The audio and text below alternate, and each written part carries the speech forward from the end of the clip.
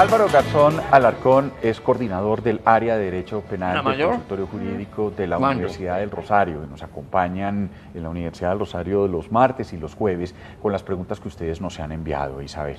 Sí, muchas gracias por eso. Y bueno, la primera, dándole la bienvenida por supuesto a Álvaro, es la siguiente. Vivo cerca al caño de la calle Sexta y la cantidad de habitantes de la calle se ha vuelto inmanejable. La policía viene y los ahuyenta, pero al rato vuelven y se instalan. ¿Se los podrían llevar a otro lado? Nos preguntan, abogado, ¿qué le respondemos? Bien, bueno, pues muy buenos días, obviamente a la mesa aquí del Canal Capital, a todos nuestros televidentes. Una pregunta bien interesante porque en las últimas semanas pues ha surgido justamente esa controversia y hay que decir lo siguiente, debemos comenzar por indicar que claro, está bien la denominación ciudadanos habitantes de calle, erróneamente algunos se refieren como indigentes o desechables y esa realmente no puede ser la expresión.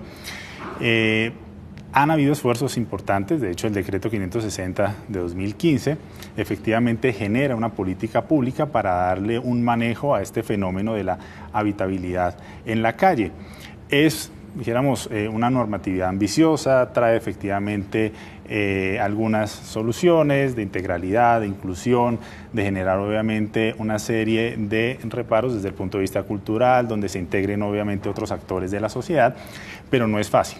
Obviamente que han habido avances importantes y hoy podemos decir que desde luego, por ejemplo, no tenemos el Bronx. Hace unos años realmente ese era un escenario que casi que impensable y si bien se ha solucionado, digamos, el tema de manera significativa, aún existen estos aspectos que deben obviamente precisarse.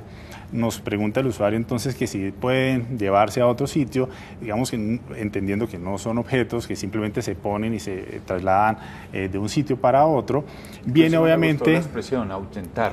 Sí, no me gustó esa expresión. Realmente, y eso es, digamos, hace parte de nuestra cultura empezar a manejar ese tipo de lenguaje, porque viene obviamente el desafío de la Secretaría de Integración Social y demás para generar programas atractivos que realmente recuperen a estos habitantes y que los desestimulen.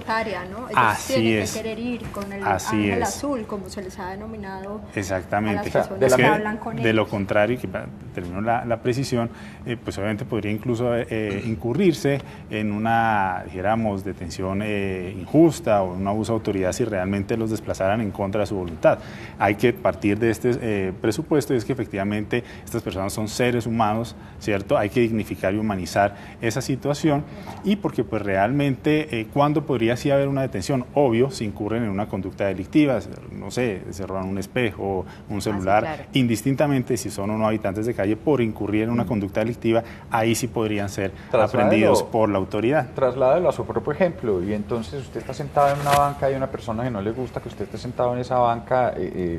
Sí, lo manda a sacar a razón de que... Sí, por eso me gusta la gente que usa camisas rojas. Sí, entonces, bueno, la siguiente pregunta. En el parque de mi barrio se reúnen algunas personas a consumir marihuana, pero cuando llamo a la policía no es mucho lo que pueden hacer. ¿Por qué no los meten a la cárcel si son sorprendidos con drogas? Esa también es una pregunta bien importante por estos días, porque de hecho ha surgido la discusión si debe despenalizarse o no, el tema pues de la dosis personal y al respecto pues hay que decir lo siguiente. ¿Por qué se genera ese tipo de controversias? Oiga, vemos a las personas que de pronto están consumiendo, vienen las autoridades, no es mucho lo que pueden hacer. Y es porque en la práctica existe un vacío o una zona gris con relación al tema. De un lado, porque pues si bien la Corte permitió ese consumo de la dosis mínima, por el otro pues se sigue reprochando el expendio y toda la cadena de distribución. Y en ese orden de ideas vendría la pregunta entonces, ¿debe o no despenalizarse ese tipo de conductas? Y pues dentro de nuestro criterio profesional consideramos que no debe, digamos, reprocharse ese consumo porque no deben ser considerados delincuentes. Son efectivamente personas adictas que debe tratarse desde un marco de salud pública, ¿de acuerdo? Y porque, por el contrario, podría agravarse el problema si se llega obviamente a penalizar esa situación por tres aspectos. El primero, porque consideramos que tendríamos entonces a la policía persiguiendo a estas personas, al consumidor, ¿cierto? Sí. Y eso generaría dos efectos colaterales. De un lado, la congestión en la administración de justicia, ¿de acuerdo? Asimismo, ya con el conocido hacinamiento carcelario, pues estaríamos saturando aún más de estas personas adictas estos centros de reclusión. Y porque, tercero, no estaríamos enfocados en la médula del problema, y la médula del problema realmente no está en el consumidor, sino en las bandas de microtráfico y pues quienes obviamente tienen esta serie de actividades ilícitas. Bueno, pues muchísimas gracias, doctor Álvaro Garzón. No, con todo gusto, siempre bienvenido. Siempre bien puesto, muchas gracias. Este es nuestro consultorio jurídico.